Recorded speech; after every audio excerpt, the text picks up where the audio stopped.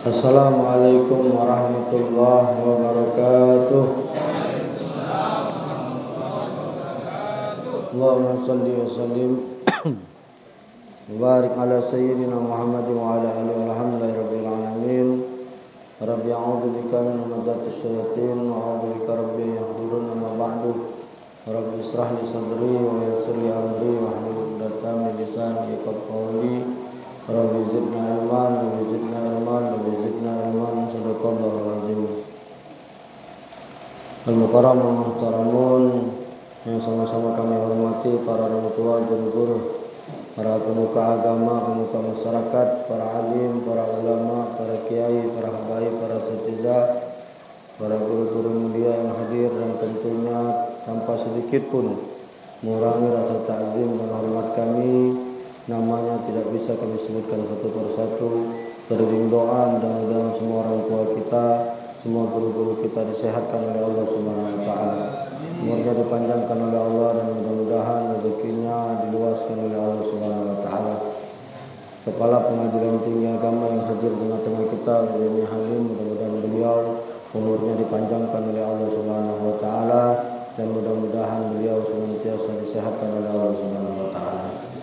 Ketua Mushola Muslim beserta segenap seluruh pengurus dan jajaran yang sudah bersusah payah mengumpulkan, menginisiasi, melaksanakan acara peringatan Isra wal Mi'raj Nabi Muhammad SAW pada malam hari ini, mudah-mudahan senantiasa mendapatkan sebaik-baik limpahan balasan pahala dari Allah Subhanahu wa taala. Sahabat kami Ustaz Raden Siddiq Abdullah yang tadi sudah menyampaikan kata sambutan, para bapak, ibu-ibu, para jamaah yang insyaallah semuanya dimuliakan oleh Allah Subhanahu wa taala. Puji syukur alhamdulillah pada malam hari ini atas izin Allah kami sampai di mushola ini, mushola muslim ini, tentunya atas izin Allah Subhanahu wa taala. Kirim salam dan salawat tercurahkan kepada junjungan kita suri tauladan umat, sosok manusia yang paling agung, yang beliau adalah kekasihnya Allah Subhanahu wa taala, baginda Rasul sallallahu alaihi wasallam, pada seluruh keluarganya, para sahabat-sahabatnya, dan insyaallah kita semua para pengikutnya hingga akhir zaman. Amin ya rabbal alamin. Bapak Ibu yang kami hormati, qari kita Ustaz Prianto yang tadi sudah membacakan ayat suci Al-Qur'an yang menjadi dasar peringatan Isra wal Mi'raj Nabi Muhammad SAW pada malam hari ini. Bapak Ibu yang dimuliakan oleh Allah, perjalanan Isra wal Mi'raj baginda Rasul SAW ini adalah perjalanan yang luar biasa. Satu perjalanan yang tidak bisa diterima oleh akal, tetapi dia mampu diterima oleh iman. Perjalanan Isra wal Mi'rajnya baginda Rasulullah ini bukan tidak beralasan, Bapak Ibu. Perjalanan Isra wal Mi'rajnya Rasulullah ini diawali dari sebuah kesedihan yang diterima oleh Rasulullah SAW. Maka tahun itu disebutlah dengan Amul Azni. Am itu artinya tahun, Azni itu artinya sedih. Kenapa tahun itu disebut dengan tahun kesedihan? Karena zaman dulu belum ada tahun Hijriah. Kalau kita kan sekarang sudah ada Rejab 1443. Zaman dulu dah kata waktu tentara Abraham menyerang Ka'bah disebut dengan tahun gajah. Kenapa? Karena ada pasukan gajah. Rasulullah ini dapat peristiwa Isra wal Mi'raj ini di Amul Azni, tahun kesedihan. Ini kenapa? Karena tahun itu Rasulullah lagi sedih. Kenapa Rasulullah sedih? Rasulullah kehilangan langsung dua orang yang beliau cintai.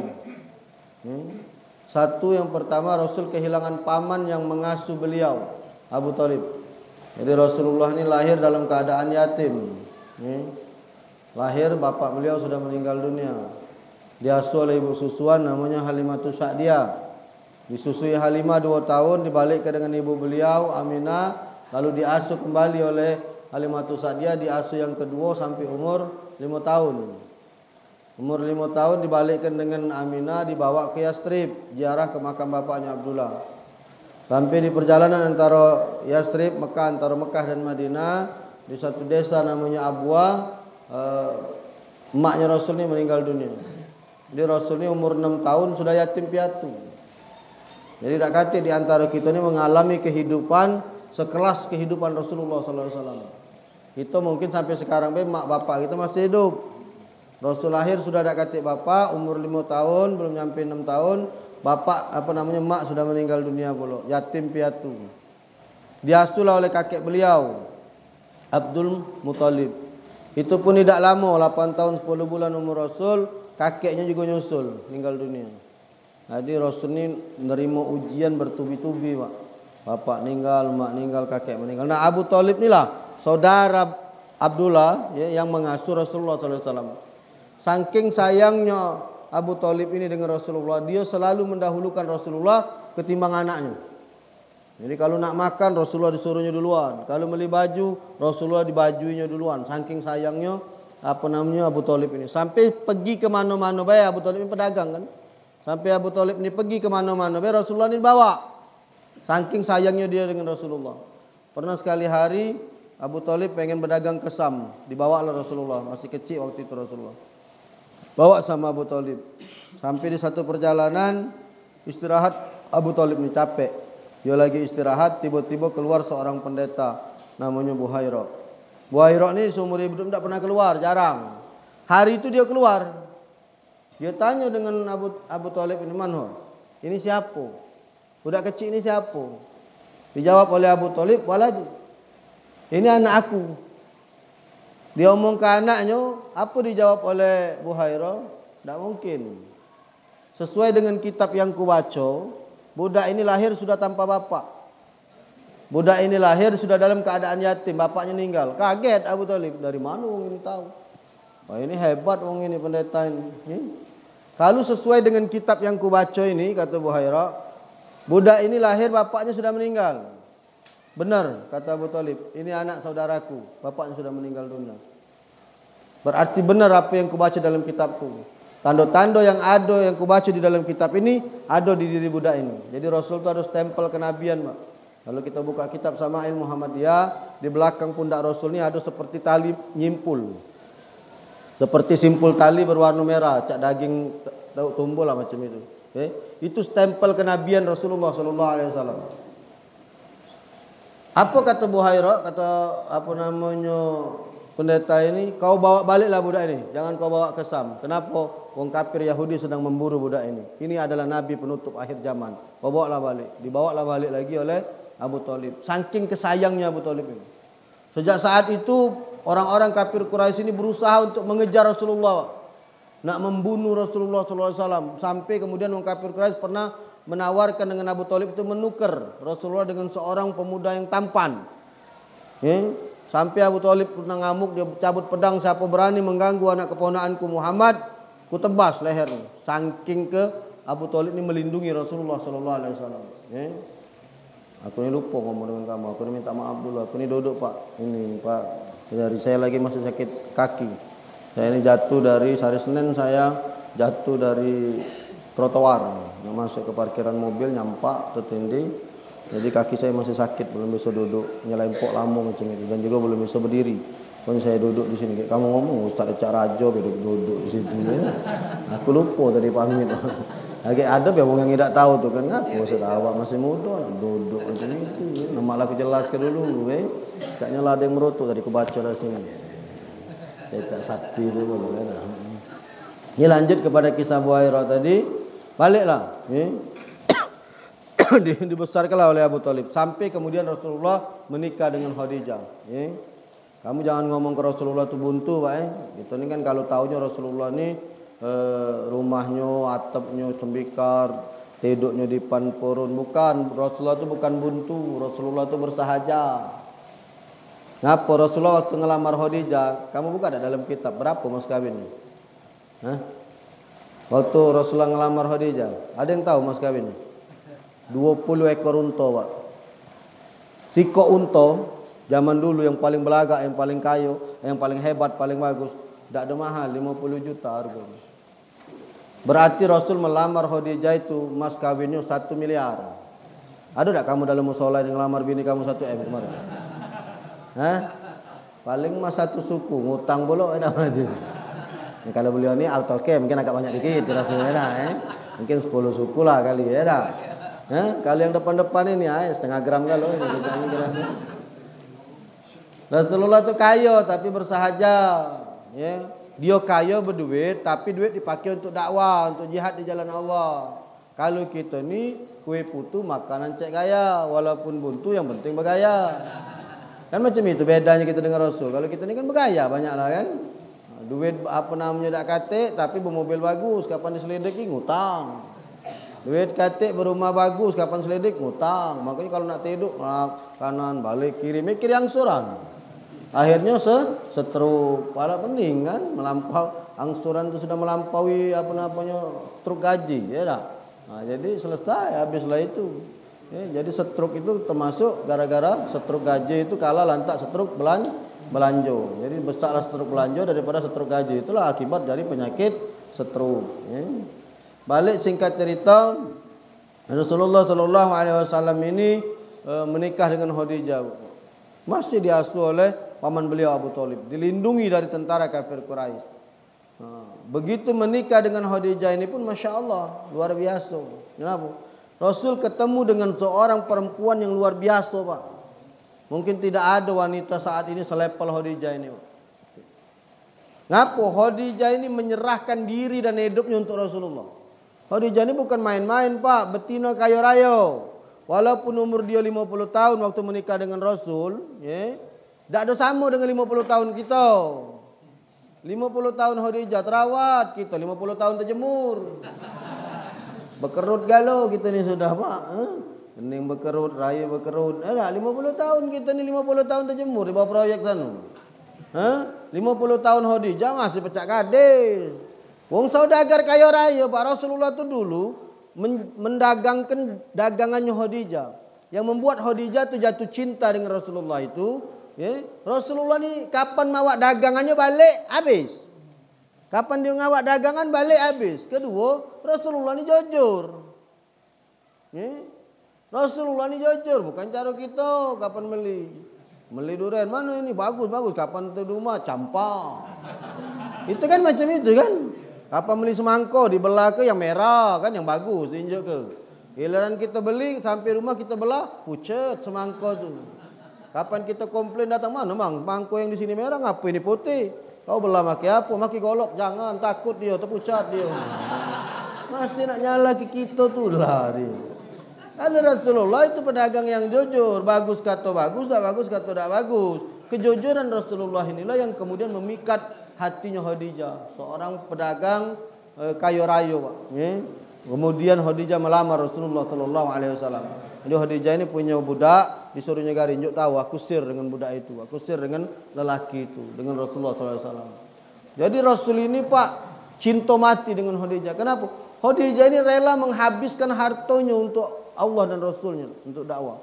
Sampai ketika meninggal dunia pun tak katik lagi barang yang dimiliki Khadijah kecuali selembar kain kafan yang dia pakai. Makanya sebelum meninggal dunia Khadijah ngomong sama Fatimah Az-Zahra, "Wahai anakku, kenapa ibu kau sampaikan dengan bapak kau, ya, dengan ayahmu Rasulullah.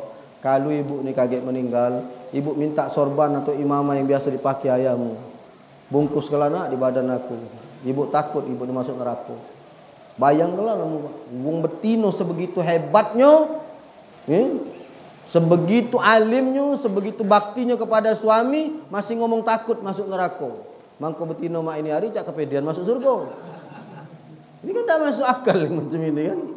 Khadijah baik seorang istri yang soleha, pengabdiannya luar biasa kepada suami, pengabdian dia habiskan hartanya untuk jihad di jalan Allah, untuk berdakwah, lagi takut masuk surga. Ucapan Khadijah ini terdengarlah di telinga Rasulullah dan Rasul berkata, "Wahai istriku, kau jangan khawatir, engkau sudah disiapkan surga oleh Allah Subhanahu wa taala." Bayangkan Bu, selepel Khadijah. Maki baju koyak-koyak, dijahit-jahit, ya, saking kenyai itu. Jauh dengan kita kan? Jauh dengan kita Pak. Wong saudagar kaya raya, wong berduit tahan maki baju tampelan. Kita ni awak buntu baju baru terus. Wong tak tahu itu 10 kali bayar, 5 kali bayar, ngutang kalau itu. Ada ibu-ibu sini kata, mana ibu-ibu ada? Ibu cok, galak tersinggung ibu-ibu ni kata, ibu-ibu galak ngutang kalau soalnya seragam-seragam, ya. Kapan ditanya belum lunas kalau, ya. Bapak Ibu yang dimuliakan oleh Allah, Khadijah yang tercinta ini pun meninggal dunia, Pak. di tahun yang sama. Kalau di dalam kitab jaraknya tidak begitu jauh, Pak. Khadijah dengan Abu Thalib ini meninggal. Tahun itu Rasulullah sedih, Pak. Menangis Rasulullah, Pak. Sedih bukan apa, Pak. Sedih barat kita ini kehilangan tangan kanan dan kiri. Kalau Abu Thalib ini tempat dia berpegang dengan tangan kanannya dan Khadijah ini berpegang dengan tangan kiri. Dua-dua pegangan ini, dua-dua gentolan ini hilang, Pak. Terbayang enggak kamu sedihnya Rasulullah SAW ini? Di tengah kesedihan Rasulullah hijrah ke Taif, Pak. Rasulullah hijrah ke Taif dengan harapan penduduk Taif ini bisa menerima Rasulullah. Karena penduduk Mekah ini begitu Abu Thalib meninggal dunia, kata hormatnya lagi dengan Rasulullah, Pak. Dicaci, dimaki, Rasulullah diomongi, kalau bahasa sekarang ini dibully lah, kira-kira macam itu. Mati kau Muhammad, kata lagi ngelindungi kau, selesai kau. Orang-orang kafir Quraisy ini lupa bahwa ada Allah Subhanahu wa Ta'ala. Rasul kemudian di tengah kesedihan beliau pergi ke Taif. Salah satu kota tidak berapa jauh dari kota Mekah. Begitu nyampe di Taif, Masya Allah, apa yang dibayangkan Rasulullah tidak seindah yang dirasakan. Kenapa? Penduduk Taif mereka lebih parah dari penduduk Mekah. Kalau penduduk Mekah cuma ngomongi baik, kalau penduduk Mekah cuma bully baik, penduduk Taif ini mereka melempari Rasulullah dengan batu, Pak. Sampai ada salah satu batu itu mengenai pelipisnya Rasulullah, lalu kemudian darah segar mengucur dari wajahnya Rasulullah SAW. Sampai membuat malaikat Jibril marah, Pak. Malaikat Jibril itu malaikat penjaga gunung. Dia datang kepada Rasulullah, ya Muhammad, sungguh penduduk Taif ini sudah kurang ajar. Kau pilih ya Muhammad mana gunung yang paling besar, biar kuangkat, kutimpohkan dengan mereka penduduk Taif ini, biar mereka hangus galau-galau, hilang galau-galau. Apa kata Rasul? Jangan wahai malaikat Allah, jangan. Mungkin kagak ada anak keturunan mereka bakal beriman dan bertakwa kepada Allah Subhanahu wa Ta'ala. Oh, ini manusia luar biasa, Pak. Disakiti, dicaci, dimaki, dibabit. Malaikat nak nimpo ke gunung, jangan. Kamu baru disenggol benak nuja. Iya kan? Kita baru terpijak kaki dikit lagi nak nangani. Baru dijelit ibai lagi lah nak ngeboki.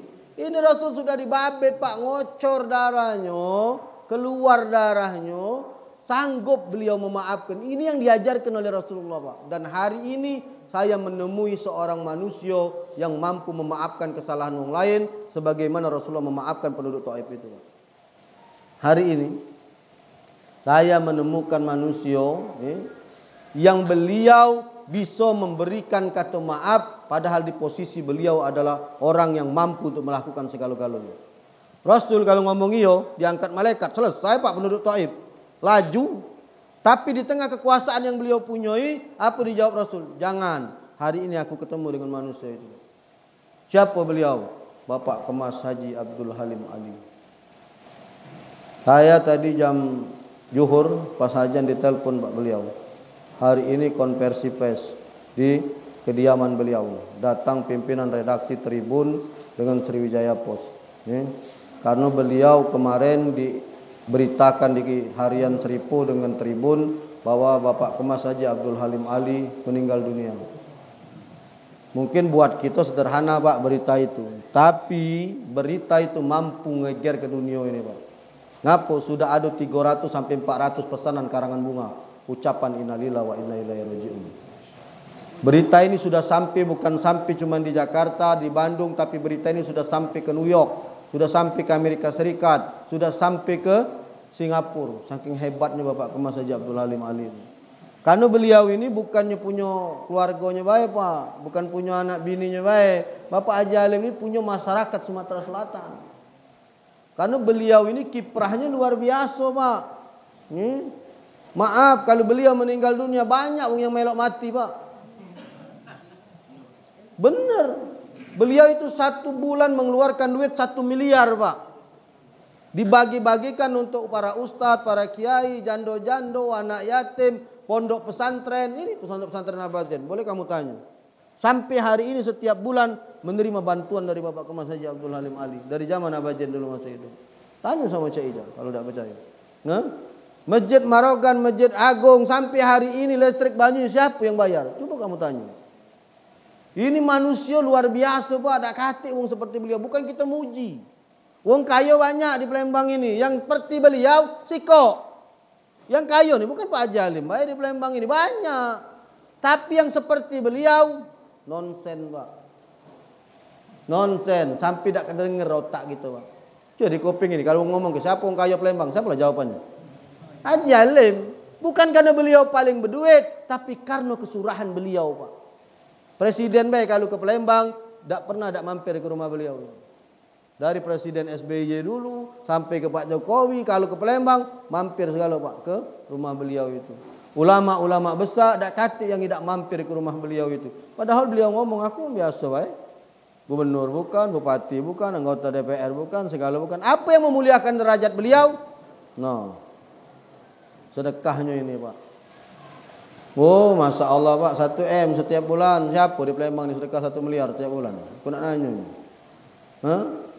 Ngeluar ke zakat paling kecil setahun 11-13 miliar. Dari mana Ustaz tahu? Aku melok ngitungnya soalnya. Gak usah nak nanya bagian, kamu ni galak nyanyi 10. Aku ni ngelok ngitungnya. Dulu almarhum Ustaz Taufik galak ngitungi zakat. Sudah Ustaz Taufik meninggal, saya Habib Mahdi, Habib Qasim dipanggil setiap bulan puasa. Ngitung zakat beliau Pak. Itu manusia paling taat bayar zakat Pak.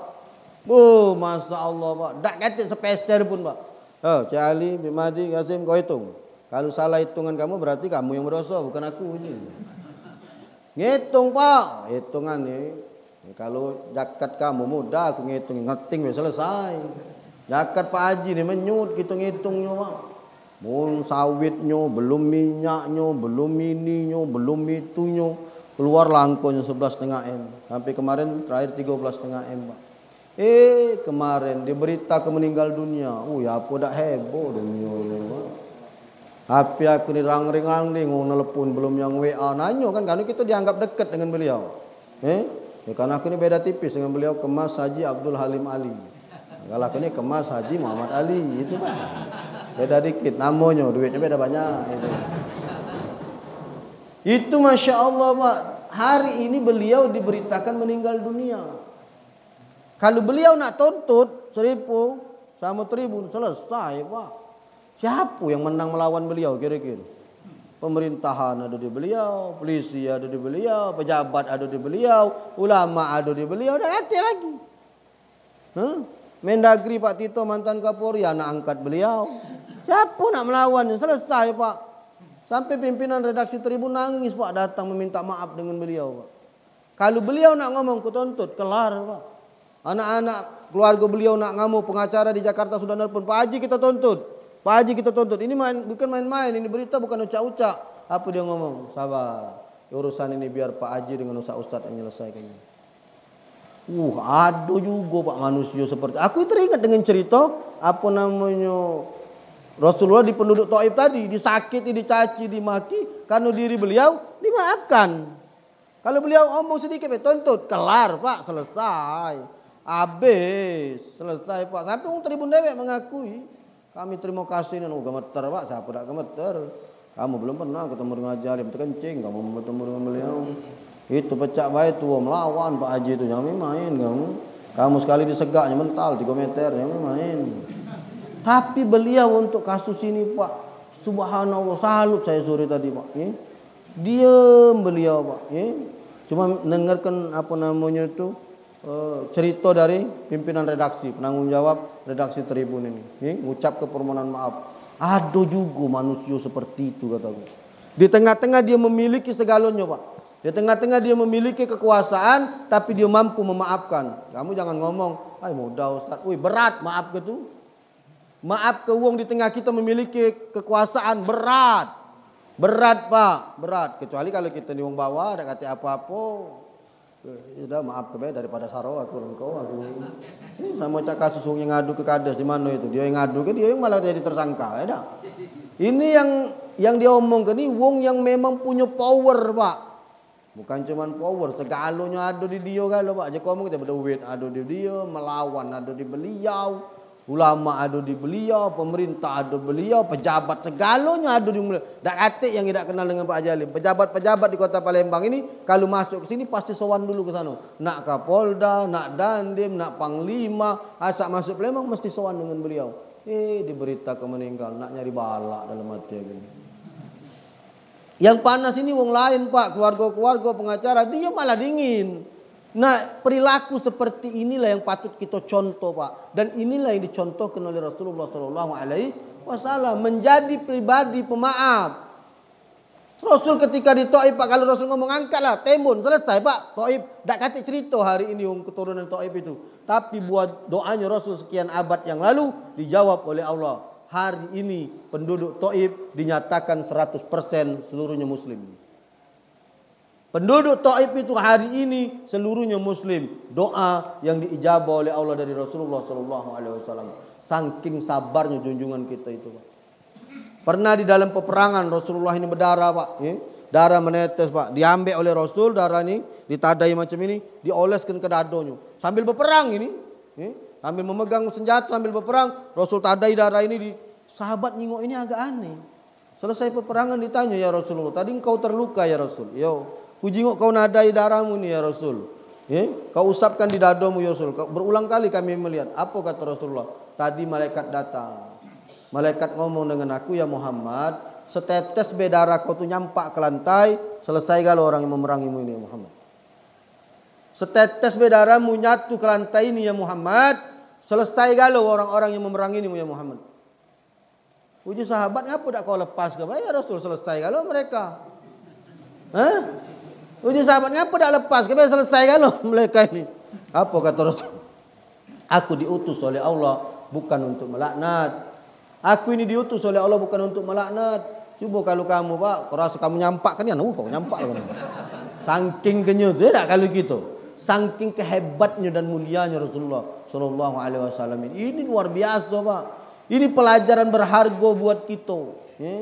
Bahwa menjadi pribadi bermaaf itu tidak adalah merugikan diri kita. Malah kita punya derajat yang luar biasa. Tadi pimpinan redaksi Tribun itu salut bukan main dengan Pak Haji. Sampai tersembab baju matonya Pak.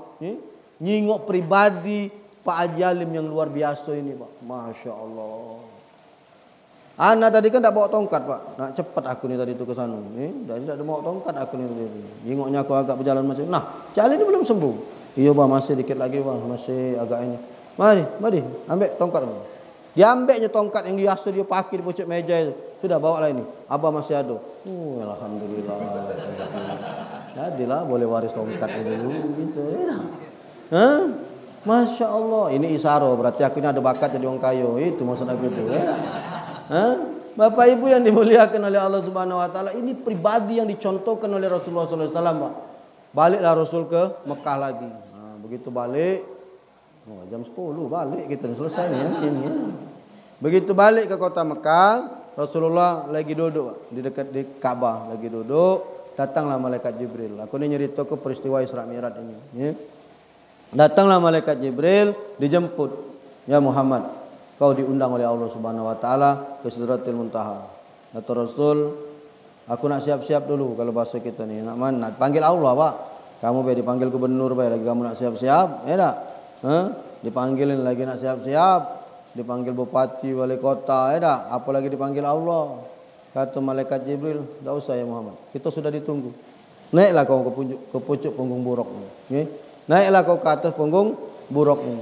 Jadi ayatnya ada kan, subhanalladzi asra bi 'abdihi lailam minal masjidil haram ilal masjidil. Jadi Rasul itu bukan perjalankan Pak, bukan berjalan. Asra itu artinya diperjalankan. Jadi Rasulullah itu bukan berjalan, Rasulullah itu diperjalankan. Siapa yang memperjalankannya? Allah Subhanahu Wa Taala. Kendaraannya apa? Buruk. Kendaraannya buruk. Pak, tak usah naik buruk. Aku naik ambulan lagi cepat. Aku tadi ngisi di Kenten sana. Maghrib sampai Isya. Aku sengaja bawa ambulan. Bawa ambulan ini lemak. Satu, mengingatkan kita pada kematian. Kata Rasulullah, umatku yang paling cerdas itu yang dia selalu mengingat kematian. Kedua, maki ambulan. Ini kalau nganar-nganar, dimaklumi wong. Ambulan biarlah. Iya nih, kalau kita maki mobil pribadi, Pak, nganar-nganar, ribut wong. Kalau ambulan nih, kita motong sana, motong ini, diam ke wong, baik. Kan wong sudah tahu, sopir ambulan tu gilo, tu lah uji wong. Ini sopir ambulan lain ini. Kalau yang gilo ni ada Win, belum ada mana Win ada. Yang ketiga ngawa ambulan ni kalau darurat tinggal ngedup ke Lampung, ngedup ke Serina, aman, wing cepat gitu. Aku mau ambulan bayi dari sana tadi ngacar-ngacar, Pak. Randy ini ngebut bawa sini. Apa namanya? Ustadz di Muslim jauh, Pak, dari Kenten ke sini. Ngacar, Pak, sampai sini dari jam 8:30 tadi kurang lebih. Sampai sini 8:30. No, anak Wil kalau rupanya belum ada wong. Aku kira aku lah telat tadi itu, Pak. Rupanya lah kecepatan aku ini tadi datang, ya tak?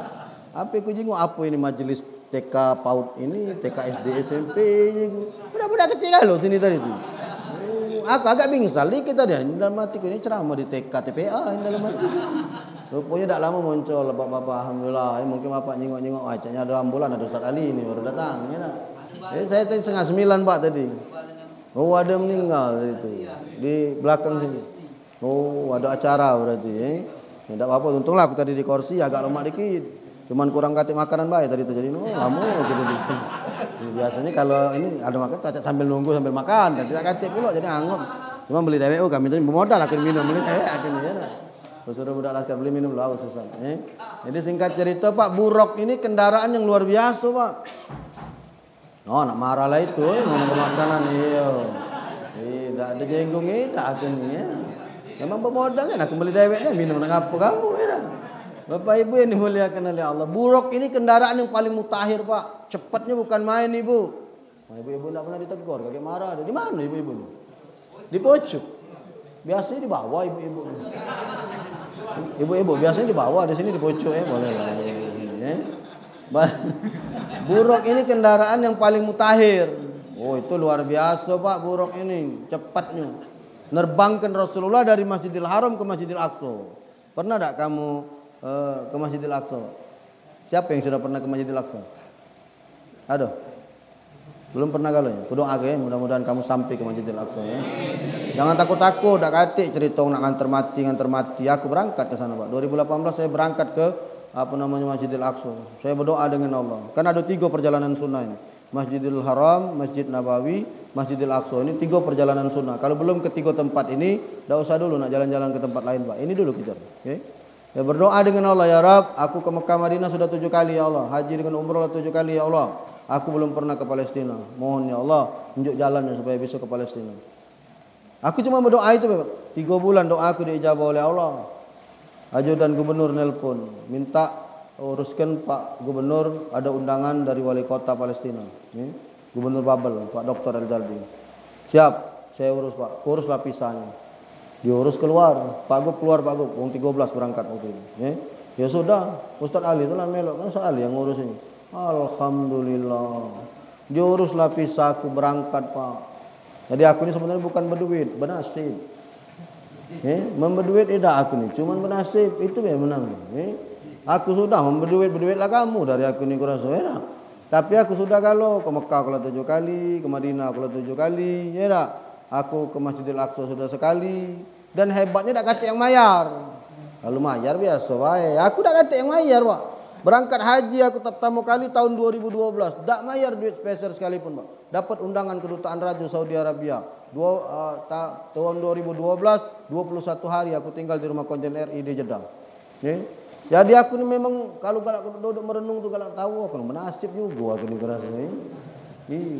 Oh menasib dah cak dilawan kamu jangan main-main. Menasib aku ni ke Mekah Madinah tak pernah bayar. Ke Saudi Arabia ke Palestina tak bayar. Berjalanlah saya, Pak, aku pegang tempat-tempat kan di Palestina itu lebih banyak tempat-tempat bersejarah, Pak. Makam-makam Nabi dan Rasul kan paling banyak di Palestina, Pak. Nabi Allah Musa ada di sana, tempat Nabi Allah Ibrahim, makamnya Nabi Zakaria, mihrab tempat Maryam ibadah. Aku masuk igalo, Pak. Oh, berkahnya karena sama gubernur kan. Jadi agak-agak lemah dikit, lawan gitu tuh kan. Dibuka galo kunci-kunci itu, Pak. Tempat-tempat yang bersejarah di kota-kota Palestina itu. Wah, Masya Allah, Pak. Memang tidak lama kemarin 6 hari karena kunjungan kan. Tapi sudah menyenangkan aku 6 hari itu sudah mewakili seluruh tempat-tempat bersejarah dan makam-makam Nabi saya masuk igalo, Pak, di Palestina. Di Palestina itu, Pak, tak docak di Mekah Madinah, Pak. Solat di sana jamak kosor. Jadi kalau solat zuhur langsung solat asar. Kalau solat maghrib langsung solat isya. Itu bedanya di Mekah. Ngapo masjid ditutup oleh orang Yahudi itu. Kita habis solat subuh, aku nak berwirid kan perasaan kita nak berzikir. Kantung mati kalau kipas mati, lampu mati. Sudah Kita duduk lagi, speaker mati kalau. Ndak lama guide marak yaku. Ustaz keluar gitu. Ngapu juga. Kalau jam 7 Ustaz belum keluar, pintu masjid dikuncinya oleh tentara Israel itu. Ndak ajak keluar gitu. Zuhur kaget baru keluar. Woi panasnya Pak, rasul aku tangan ini an. Cuma kunci kok dipegang senjata nih mundur gitu. Padahal oh kamu tahu ketahu cak ini nah senjata panjang itu. Atau manas juga sebenarnya. Menyingok senapang mundur dulu gitu jadi gawe. Kalau tidak balik ke Palembang gitu ya. Singkat cerita Bapak Ibu yang dimuliakan oleh Allah, Rasulullah diterbangkan lewat buruk ini Pak. Linuriyahu min ayatina. Kata Allah agar kami perlihatkan sebagian dari tanda-tanda kebesaran kami. Banyak hal ditemui Rasulullah dalam perjalanan Isra wal Mi'raj yang walaupun sangat singkat ini Pak. Kenapa saya bilang sangat singkat? Kata saya Mata'wali As-Sa'rawi di dalam kitabnya Babul Mi'raj, tempat duduk Rasulullah itu masih panas, Rasulullah balik lagi. Aku ini masih panas tempat aku pergi. Tempat ini belum dingin, ya masih panas tempat duduk aku. Aku lah balik lagi. Kira-kira lama apa dengar itu tuh? Lama apa dengar? Kata saya Mata'wali As-Sa'rawi, itulah ukuran Isra Mi'raj itu. Itulah ukuran Isra Mi'raj itu. Sedengetnya ukuran Isra Mi'raj itu. Masya Allah. Ya? Tapi di perjalanan yang singkat itu begitu banyak hal-hal yang dilihat oleh Rasulullah SAW, yang dirasakan oleh Rasulullah SAW, baik yang ditemui oleh Rasulullah SAW. Salah satunya Rasul mencium satu aroma yang sangat wangi. Dalam perjalanan Isra wal Mi'raj Rasul mencium aroma yang wanginya Masya Allah. Wanginya luar biasa. Ya Jibril, ini aroma apa kata Rasul? Ya? Ini aroma apa ya Jibril? Wanginya tidak pernah aku tercium aroma sewangi ini. Apa kata malaikat Jibril? Ya Muhammad, itu adalah aromanya Masito dengan anak dan suaminya yang direndam oleh Fir'aun di dalam bejana yang berisi banyak panah. Jadi Masito ini tukang sisir anak Fir'aun. Anak Fir'aun ini tukang sisirnya adonian khusus. Istana Fir'aun itu Pak, seluruhnya terbuat dari emas kalau. Istana Fir'aun itu. Dia punya tukang sisir namanya Masito. Tukang sisir anaknya Fir'aun. Lagi lemak-lemak nyisir, duduk nyisir ya anaknya Fir'aun. Tiba-tiba sisirnya ini nyampak. Spontan lah Masito ini nyebut ke nama Allah. Apa kata anaknya Fir'aun? Wahai Masito, berarti kau ada Tuhan lain selain ayahku. Karena kan Fir'aun memproklamirkan dirinya adalah Tuhan. Ana rabbukumul a'la, kata Fir'aun. Aku ini Tuhan kalian yang paling tinggi. Makanya sebenarnya manusia ini lebih hebat daripada setan. Manusia ini lebih hebat daripada iblis sebenarnya. Iblis tidak pernah ngaku Tuhan. Pernah tak kamu dengar iblis ngaku Tuhan? Tak kata, cuman iblis itu sombong baik, tak galak sujud dengan Adam. Itu baik, tapi iblis tak pernah ngaku Tuhan. Dia tetap mengakui bahwa Allah itu Tuhan. Ini Fir'aun naik pojok bukit ngomong, Ana rabbukumul a'la, aku Tuhan kamu yang paling tinggi. Berdesau belis, melawan Fir'aun. Uji belis hebatlah dia daripada aku nih. Aku sebelis-belisnya iblis, mana ada yang ngaku Tuhan. Tapi Fir'aun ngaku Tuhan. Jadi terkejut anaknya Fir'aun ini. Wahai Masito, berarti kau punya Tuhan lain selain ayahku? Iya, Tuhan aku Allah, kata Masito. Kau kulapor ke dengan bapak aku. Lapor ke lah, aku tak takut uji Masito. Lapor ke nyala. Ayah, Masito punya Tuhan lain. Siapa? Allah namanya. Dipanggil lah Masito. Masito, sini kau. Ya Tuhan, benar kau punya Tuhan. Benar Tuhan. Siapa Tuhan kau? Allah. Aku Tuhan kau. Bukan, Allah Tuhan aku. Aku Allah. Kau tidak mengakui aku Tuhanmu wahai Masito? Tidak, Tuhan aku Allah. Rabbi Allah. Tuhanku adalah Allah. Masito berpegang teguh kepada tauhidnya Pak. Fir'aun nyuruh pengawalnya ngambil kuali besar Pak. Dandang lah kalau bahasa kita. Didihkan air. Masito, kalau kau tidak mengakui aku sebagai Tuhanmu, seluruh keluarga kau cemplung ke di banyak panas ini. Anaknya dicemplung ke, lakinya dicemplung ke. Dia dicemplung ke di dalam apa namanya banyak panas itu. Tetap pendirian Masito, la ilaha illallah. Itu Masito. Kita sekarang ini lantak duit baik, pacak berubah tauhid. Kita sekarang lantak duit baik, hukum pacak berubah. Yang tadinya haram, pacak jadi halal. Mana Pak Kiai? Kira-kira ini mana caranya Ustaz? Tak bisa, haram. Kira-kira mana lah Ustaz? Haram. Mak mana lah Ustaz? Ya kakek kita cari dulu ini bisa. Ini rusak sekarang ini, Pak.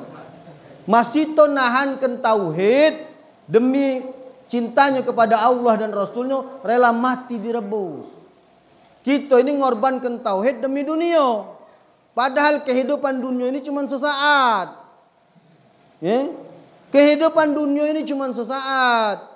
Seberapa banyak kita ini hidup di dunia ini? Masa kita nak korbankan akidah kita karena duit? Masa kita nak mengorbankan akidah kita karena pangkat dan jabatan? Kamu contoh Mas Ito, dia rela direbus di dalam kuali anak beranak demi mempertahankan Tuhannya adalah Allah Subhanahu wa taala. Apa yang terjadi? Aroma rebusan Mas Ito inilah yang dicium oleh Rasulullah dalam perjalanan Isra wal Mi'raj. Yaitu aroma yang sangat wangi dan tidak ada wangian yang lebih wangi dari aromanya Masito yang direbus oleh Fir'aun ini. Masya Allah. Ini pelajaran yang luar biasa. Ya. Jadi kalau tauhid kita itu ya Allah, ya Allah. Apa yang benar ya benar, salah ya salah. Nak kata cerita. Nak ditebek ya apa? Baik kalau salah ya tetap salah. Nak ditebek mak mana? Baik kalau benar ya benar, jangan dirubah-rubah. Ini hukum baca dibulak-balik. Pacak dimain-mainkan tergantung wani pironya. Waduh. Selesai kalau sudah macam ini Pak. Rusak kita. Ya? Kamu jengok Masito demi mempertahankan tauhidnya kepada Allah Subhanahu wa taala diancam oleh Firaun, tidak mempan. Direbus anaknya, tidak mempan. Direbus suami, terakhir dia diuntal ke Pak masuk dalam kuali itu. Tak katik masalah. Kedinguannya Masito itu menderita di dunia, sesungguhnya dia bahagia di akhirat sana Pak. Kenapa? Rebusan itulah yang tercium aromanya sampai ke Rasulullah SAW ketika peristiwa Isra wal Mi'raj. Masya Allah. Mudah-mudahan masih banyak Masito di dunia ini. Ya. Insya Allah masih banyak orang-orang yang menjaga tauhidnya, sebagaimana dia Masito menjaga tauhidnya ketika diancam oleh Fir'aun. Ini banyak ditemui oleh Rasulullah ini Pak. Ya. Banyak hal-hal yang ditemui oleh Rasulullah SAW dalam perjalanan Isra wal Mi'raj ini, sehingga kalau nak diceritakan rasanya tak cukup bukunya. Kalau kamu pula mulai malam, ini jemput ini perut aku lapar. Aku belum tidur Pak. Dari pagi saya ke Morenim, balik dari Segayam pesantren Morenim. Balik saya tadi nyampe Johor, baru nak istirahat ditelepon Pak Jalim. Dari telepon Pak Jalim belum balik tadi sore lah mandi. Setengah 6 habis mandi berangkat lagi dari Cawisan, habis Cawisan ke sini. Makanya mata aku sudah 5 watt. Lalesnya badan aku ini. Kapan ke sini? Mulanya malam pula. Insyaallah mudah-mudahan saya tiap malam masih ngisi. Besok gimana besoknya? Besok saya tiap malam Pak sampai tanggal 20 Maret saya ngisi Isra Mi'raj ya. Terus pantau di Instagram saya atau pantai di YouTube saya, nanti ini direkod sama kawan-kawan. Direkod nanti akan diupload di YouTube saya, Kemas Muhammad Ali. Bisa dipantau tausiah yang saya sampaikan malam hari ini nanti akan diupload kembali oleh kawan-kawan media di YouTube sehingga bisa kawan-kawan tonton. Nanti kelanjutan dari simaan tausiah saya panjang Pak, aku nih ceramah sampai 20 40 30 hari lah, 40 hari. Ya, ini sudah hari ke-5 ya, 6. Sudah seminggu lah saya kurang lebih ceramah Isra Mi'raj ini. Ya, jadi temanya terus kita sambung, terus kita panjangkan sehingga kawan-kawan bisa. Ini saya malam ini bercerita tentang sejarah Rasul dimi'rajkan. Semalam cerita tentang tauhid. Ya, bagaimana perjalanan Isra Mi'raj tidak bisa dipahami dengan akal, tapi dipahamkan dengan tauhid. Karena di dalam Al-Quran itu banyak sesuatu yang tidak masuk akal, tetapi diceritakan di dalam Al-Quran. Salah satunya Isra Mi'raj ini tidak masuk akal, cuman semalam. Dari Masjidil Haram ke Masjidil Aqsa naik ke pucuk turun ke bawah semalam. Padahal kalau normalnya dari Masjidil Haram ke Masjidil Aqsa zaman dulu naik unta 40 hari. Ya. Nabi Allah Ibrahim nyincang burung Pak. Ya. Nyincang burung ditaruh di 4 bukit berbeda, dipanggil balik burung. Bukalah surah Al-Baqarah. Ada itu dalam Al-Quran. Wa idz qala Ibrahimu rabbi arini kaifa tuhil mauta qala awalam tu'min qala bala walakin liyatma'inna qalbi. Qala fa'ud arba'atan minat tayr fasurhunna ilaika summa ja'ala ala kulli jabalin minhunna juz'a summa yud'una ya'tina kasaya. Curung sudah dicincang, ditaruh 4 bukit, pacak balik hidup. Tak mungkin menurut akal, tapi masuk menurut tauhid. Maryam, tahu tak kamu surat Maryam? Maryam itu hamil tanpa suami Pak. Ya kalau Maryam sekarang ini banyak yang hamil tanpa suami. Kata aku tapi itu. Maryam ini memang tak pernah disenggol lanang nian. Bangun tidur langsung hamil. Kalau Maryam ini kata aku galau itu. Memang kata bapaknya tapi kena senggol dia tu. Bukan kena senggol, kena tujan. Awas potong kayak ditetak wong dia ni ya. Salam mudah-mudahan manfaat. Ada salah minta maaf, pada Allah minta ampun. Tutup dengan Allah inna na'udzubika min ilmin la yanfa wa qalbin la yas'a wa amalin la yurfa wa du'ain la yusma'. Subhanakallah. Wa bihamdika asyhadu an la ilaha illa anta astaghfiruka wa atubu ilaik. Allahumma ja'al jam'ana hadza jam'an marhuma wa tafarraqana min ba'di tafarraqan barakallahu summa rabbana atina fid dunya hasanah wa fil akhirati hasanah wa qina adzabannar. Wa sallallahu ala nabiyil ummi wa ala alihi wasallam subhana rabbika rabbil izzati amma yasifun wa salamun alal mursalin walhamdulillahi rabbil alamin. Taqabbalallahu minkum. Assalamualaikum warahmatullahi wabarakatuh.